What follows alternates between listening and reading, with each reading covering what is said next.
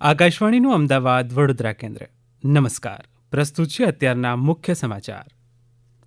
રાષ્ટ્રપતિ દ્રૌપદી મુર્મુએ કહ્યું, શિક્ષણ એ ચારિત્ર્ય નિર્માણ, સામાજિક પરિવર્તન અને રાષ્ટ્ર નિર્માણનો પાયો છે.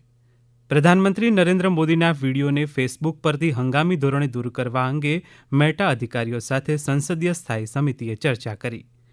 આજે એનડીએ સંસદીય પક્ષની સાપ્તાહિક મંગલ મિલન બેઠક. વિદેશમંત્રી ડોક્ટર એસ જયશંકરે દિલ્હીમાં ઉઝબેકિસ્તાનના વિદેશમંત્રી સાથે દ્વિપક્ષીય મુદ્દે ચર્ચા કરી. બ્રિક્સ ભ્રષ્ટાચાર વિરોધી કાર્યકારી જૂથની બીજી બેઠક આજે તેલંગાણાના હૈદરાબાદમાં શરૂ થશે. 100% દવાઓ કરતાં ડાબર ઇન્ડિયાના ખાદ્ય ઉત્પાદનોના વેચાણ પર પ્રતિબંધ. સરકારે પેટ્રોલ, ડીઝલ અને એવિએશન ટર્બાઇન ફ્યુઅલની નિકાસ પર સ્પેશિયલ એડિશનલ એક્સાઇઝ ડ્યુટીમાં સુધારો કર્યો.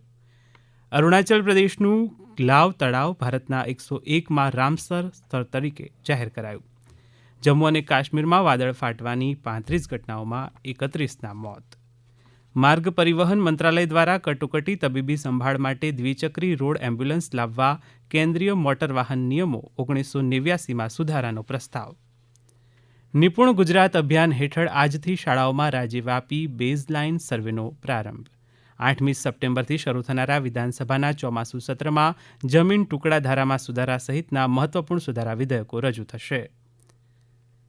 રાજ્યમાં 9મી ઓગસ્ટ સુધી છૂટાછવાયા સ્થળોએ હળવાથી મધ્યમ વરસાદની શક્યતા. વરસાદને કારણે છલકાઈ ગયેલા રાજ્યના 34 ડેમ હાઈ એલર્ટ પર. નર્મદા ડેમમાં 78% જળસંગ્રહ. અને ભારતીય ખેલાડીઓ દક્ષિણ કોરિયામાં કોરિયા માસ્ટર્સ 2026 ટુર્નામેન્ટમાં આજથી પોતાનું અભિયાન શરૂ કરશે. હવે પછી આપ 11 વાગે મુખ્ય સમાચાર સાંભળી શકશો. નમસ્કાર.